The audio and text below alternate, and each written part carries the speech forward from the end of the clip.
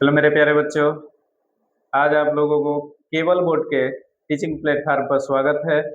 जैसे कि आज हम लोग क्लास 10th का यानी अध्याय 2 प्रकाश का परावर्तन यानी गोलीय पृष्ठों पर प्रकाश का परावर्तन के बारे में समझेंगे। तो आज हम लोग कुछ पीछे वाले वीडियो में जो आपका नियम दिया गया है उसको भी आज टच करते हुए आगे के नियम को हम बताएंगे। तो आइए उस नियम को हम लोग देखते हैं कैसे हल। जैसे कि मान लीजिए कि यहाँ पर पहला आपका जो हेडिंग है दर्पण। सबसे पहले हम समझेंगे दर्पण के बारे में, यानी दर्पण का सबसे पहले परिभाषा क्या होता है, सबसे पहले इसके बारे में हम सीखेंगे। यानी दर्पण का जो परिभाषा होता है ये होता है कि चमकीली सतह जो अपने ऊपर पड़ने वाले प्रकाश को परावर्तित करती है उसको हम क्या कहेंगे, दर्पण कहेंगे। यानी कि जो पृष्ठ है वो पृष्ठ का एक क्या होगा, चमकीला सतह होगा यानी परावर्तक पृष्ठ होगा। और उस पृष्ठ पर जैसे प्रकाश आएगा तो वो क्या करेगा, प्रकाश जैसे उस पृष्ठ पर पड़ेगा तो उस प्रकाश को वो क्या करेगा, परावर्तित कर देगा। ऐसे घटना को ही हम दर्पण का नियम कहते हैं। अब जैसे मान लीजिए कि सपोज डेट यहाँ पर एक मान लीजिए ये दर्पण है, ये क्या है आपका दर्पण है। और ये जो अंदर का भाग है ये आपका परावर्तक पृष्ठ है।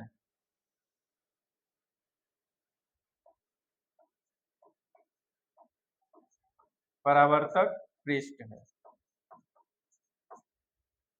अब मान लीजिए कि यहां से जैसे मान लीजिए ये प्रकाश है, यहां से प्रकाश निकल रहा है और निकलकर इस परावर्तक पृष्ठ पर इस तरह से पहुंच रहा है।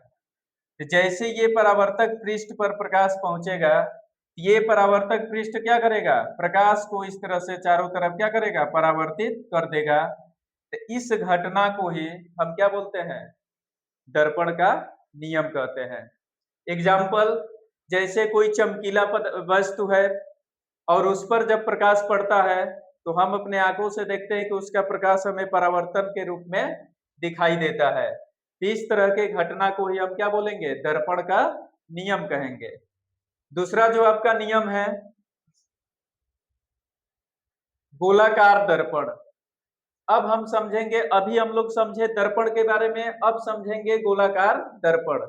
तो देखिए गोलाकार दर्पण क्या होता है, वे दर्पण जिनकी परावर्तक सतह किसी खोखले गोले का भाग होती है उस नियम को हम क्या बोलेंगे, गोलाकार दर्पण कहेंगे। अब देखिए गोलाकार दर्पण का मतलब होता है जैसे ये आपका एक गोलीय दर्पण है और इस गोलीय दर्पण में हमारे पास दो तरह की भाग होता है।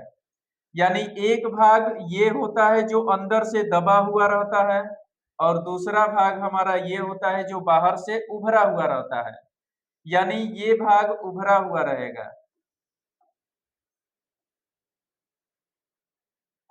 और अंदर का जो हिस्सा होता है वो दबा हुआ रहता है। और उभरे हुए भाग को हम लोग जानते हैं अवतल दर्पण के नाम से, अवतल दर्पण। और जो अंदर से दबा हुआ भाग होता है इस भाग को हम जानते हैं उत्तल दर्पण के नाम से। यानी गोलाकार दर्पण में हमारे पास दो कंडीशन होता है। पहला कंडीशन यानी उभरे हुए जो पृष्ठ होता है वो अवतल दर्पण के रूप में रहता है और दबा हुआ जो पृष्ठ होता है वो हमारा उत्तल दर्पण के रूप में होता है। अब यही दर्पण से अगर दर्पण को बीच से काट दिया जाए तो हम उसमें दो तरह के दर्पण बनाते हैं, या तो अवतल के रूप में बना सकते हैं नहीं तो उत्तल दर्पण के रूप में बना सकते हैं। तो गोलाकार दर्पण से ही हमारे पास दो भाग मिला, अवतल दर्पण और गोलीय उत्तल दर्पण। अब यहां से हम लोग सीखेंगे कि अवतल दर्पण क्या है और उत्तल दर्पण क्या है।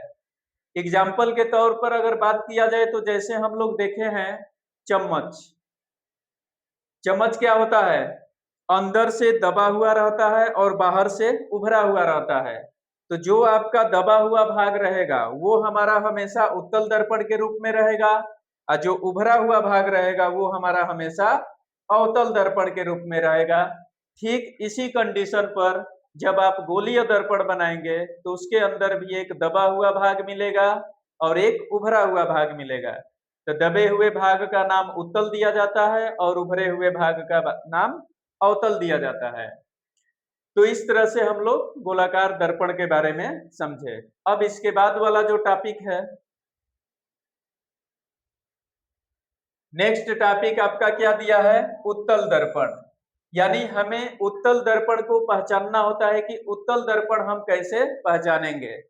तो देखिए परिभाषा सबसे सरल है। परिभाषा क्या है? बाहर की ओर उभरी हुई परावर्तक सतह वाला दर्पण क्या कहलाएगा? उत्तल दर्पण। यानी उत्तल दर्पण का सबसे आसान परिभाषा यही बताएंगे कि जिसका बाहरी सतह क्या हो? परावर्तक हो, और परावर्तक पृष्ठ से प्रकाश क्या हो रही है? परावर्तित हो रही है। तो ऐसे घटना को हम क्या बोलेंगे? उत्तल दर्पण। यानी जो दबा हुआ पृष्ठ रहेगा उस पर हम पालिश करेंगे तो उभरा हुआ पृष्ठ क्या हो जाएगा? परावर्तक पृष्ठ हो जाएगा। इस घटना को हम बोलते हैं उत्तल दर्पण कहते हैं। जैसे जब आप इसका चित्र समझेंगे, मान लीजिए ये हमारा एक क्या है? दर्पण है। अब इस दर्पण के क्या है? दो भाग है, एक दबा हुआ भाग है और एक उभरा हुआ भाग है।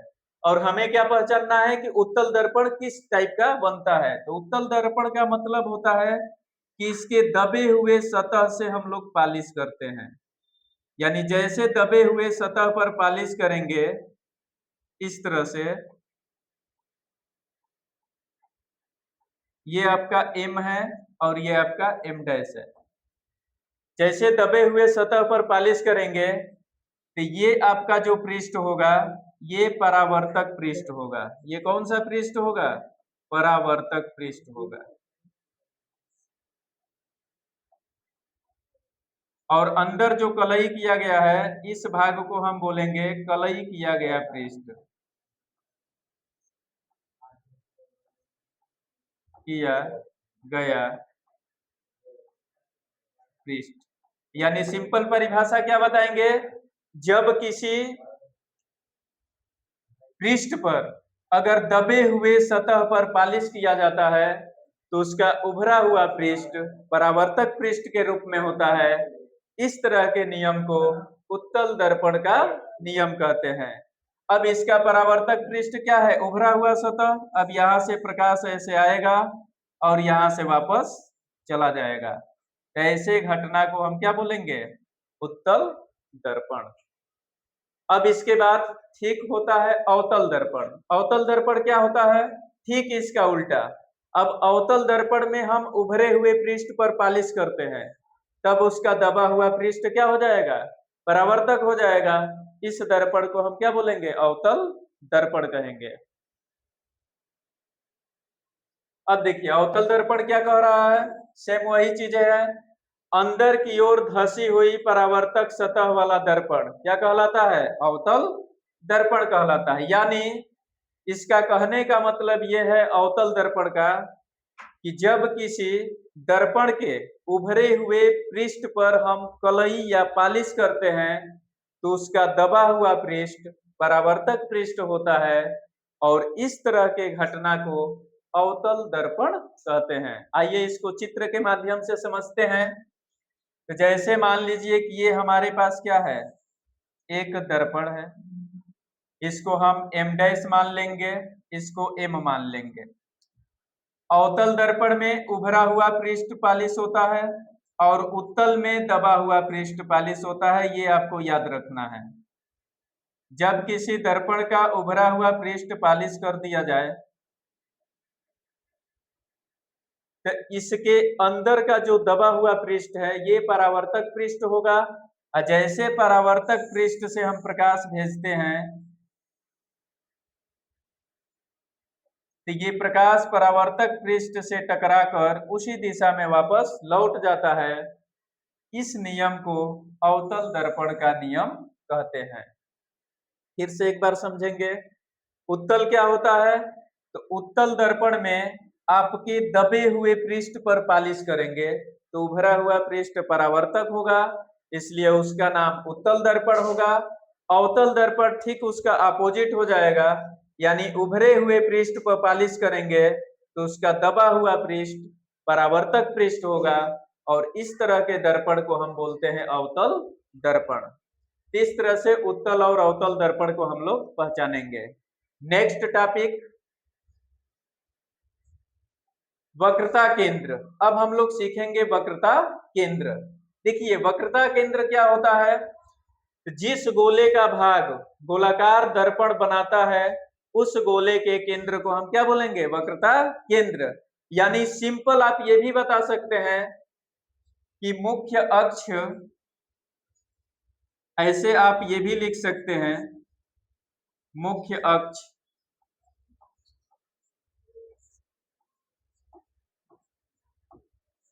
और ध्रुव के मध्य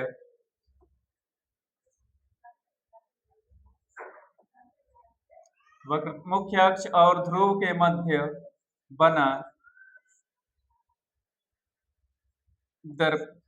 बना केंद्र को वक्रता केंद्र कहते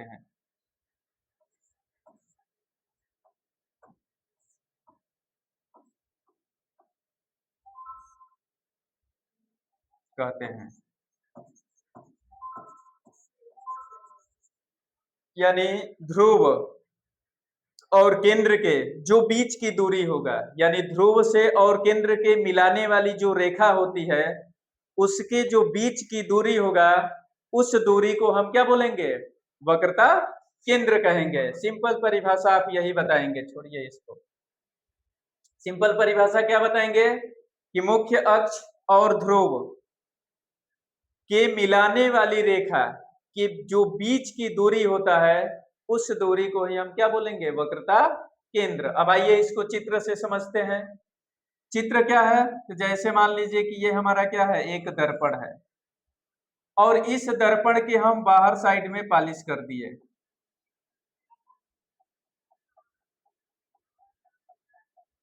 ये एम होगा, ये एम डैश हो जाएगा।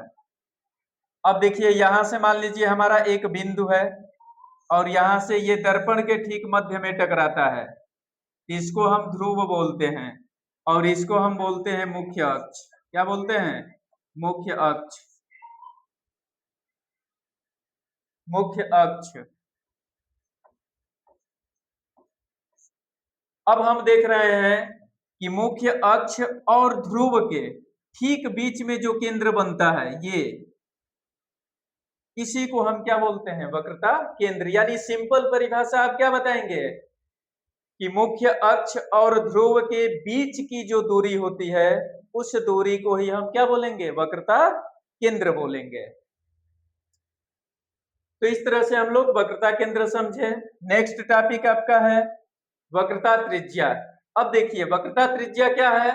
तो वक्रता त्रिज्या आपका ध्रुव और वक्रता केंद्र के बीच की दूरी को ही हम क्या कहेंगे? वक्रता त्रिज्या कहेंगे।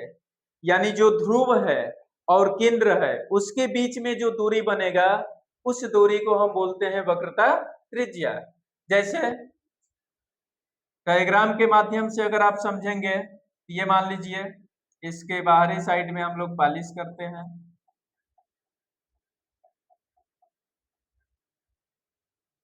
अब यहां से मान लीजिए ये हमारा बिंदु है, ये P है। ये आपका हो गया मुख्य अक्ष।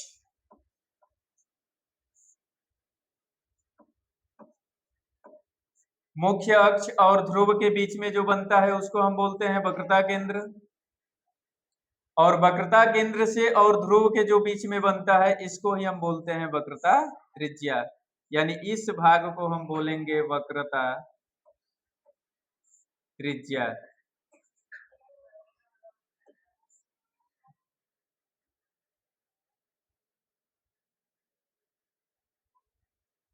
ये हमारा क्या होता है? वक्रता त्रिज्या होता है।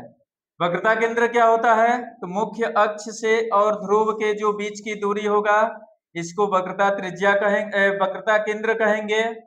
और वक्रता केंद्र से ध्रुव की जो बीच की दूरी होगा उसको हम बोलते हैं वक्रता त्रिज्या। नेक्स्ट टॉपिक है आपका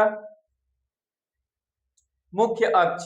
मुख्य अक्ष क्या कह रहा है कि ध्रुव और वक्रता केंद्र को जो जोड़ने वाली सीधी रेखा होती है उस रेखा को ही हम क्या बोलते हैं? मुख्य अक्ष बोलते हैं। जैसे एक चित्र आपका, जैसे आप समझेंगे, मेन फोकस आपको देना है डायग्राम पर। अगर आप डायग्राम समझ गए तो चाहे उत्तल में हो या अवतल में हो आप आराम से उसको आप बना सकते हैं। अब जैसे इसके बाहरी सतह को हम पॉलिश करेंगे,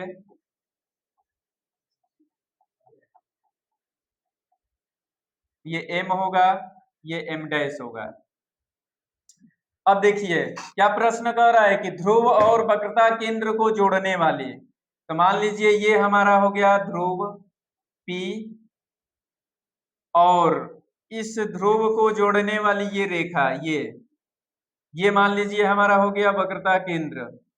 यानी ध्रुव और वक्रता केंद्र से जोड़ने वाली सीधी जो रेखा है, तो देखिए यही ना सीधी रेखा है जो केंद्र और ध्रुव को जोड़ रही है। इस घटना को ही हम क्या बोलेंगे? मुख्य अक्ष बोलेंगे। यानी मुख्य अक्ष का मतलब ये जो भाग है ये हमारा है मुख्य अक्ष। मुख्य अक्ष। नेक्स्ट जो टॉपिक है मुख्य फोकस। मुख्य फोकस क्या है? यानी मुख्य अक्ष के समांतर आने वाली किरणें परावर्तन के बाद जिस बिंदु पर मिलती है उस बिंदु को हम क्या कहेंगे?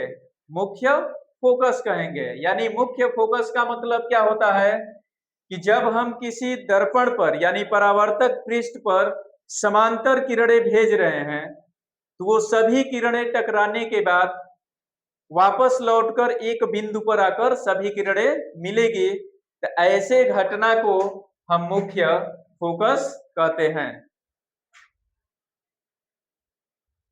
जैसे चित्र के माध्यम से समझेंगे, ये हमारा क्या है? एक मान लीजिए दर्पण है, इसके बाहरी साइड पर हम लोग क्या किए? पॉलिश किए।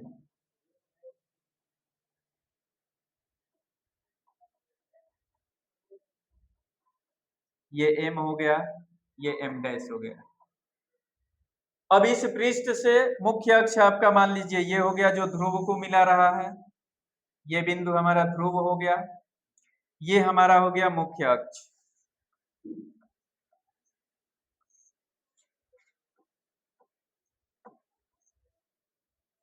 अब इसके समांतर बहुत सारे यहां से हम लोग किरण भेजे ऐसे,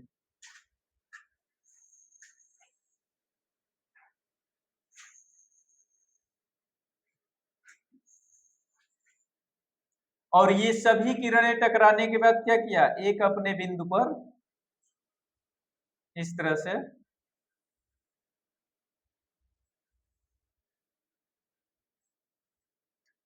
यहां पर अपना एक क्या बनाया? बिंदु बनाया। अब हम देख रहे हैं ये मुख्य अक्ष के जितने ये समांतर किरणें हैं ये सभी किरणें टकराने के बाद उसी दिशा में क्या किया? अपना एक बिंदु बना लिया। इस तरह से एक बिंदु बनाया, तो इस बिंदु पर जितने ये किरणें टकराकर मिल रही है इसी को हम क्या बोलेंगे? मुख्य फोकस कहेंगे। यानी इसी को हम F से लिखते हैं। यानी जितने किरणें टकराने के बाद एक ही बिंदु पर मिलेगी उस बिंदु को ही हम क्या कहते हैं? मुख्य फोकस कहते हैं। यानी परावर्तक पृष्ठ के मुख्य अक्ष के समांतर जितने किरणें आएगी वो परावर्तक पृष्ठ पर टकराने के बाद सभी किरणें एक बिंदु पर क्या होती है? मिलती है। उस घटना को ही हम क्या बोलेंगे? मुख्य फोकस बोलेंगे। नेक्स्ट जो आपका टॉपिक है फोकस दूरी। फोकस दूरी क्या है? तो ध्रुव और मुख्य फोकस के बीच की दूरी को हम क्या बोलेंगे? फोकस दूरी कहेंगे। अब देख लीजिए, सिंपल परिभाषा है कि ध्रुव और मुख्य फोकस के बीच, यानी जो ध्रुव है और जो मुख्य फोकस है, उनकी जो बीच की दूरी होगा उस दूरी को ही हम क्या बोलेंगे? फोकस दूरी बोलेंगे। जैसे मान लीजिए कि ये हमारे पास एक दर्पण है, इसके बाहरी साइड में इस तरह से पॉलिश करते हैं। ये हमारा हो गया ध्रुव, इसको m डैश मान लेंगे, इसको m मान लेंगे। ये हमारा क्या है? मुख्य अक्ष है। मुख्य अक्ष से इस तरह से फोकस मान लीजिए यहां से निकल रही है, और फोकस और ध्रुव में जो बीच की दूरी होता है, इस दूरी को ही हम क्या बोलते हैं? फोकस दूरी बोलते हैं। इस तरह से हम लोग फोकस दूरी के बारे में समझे।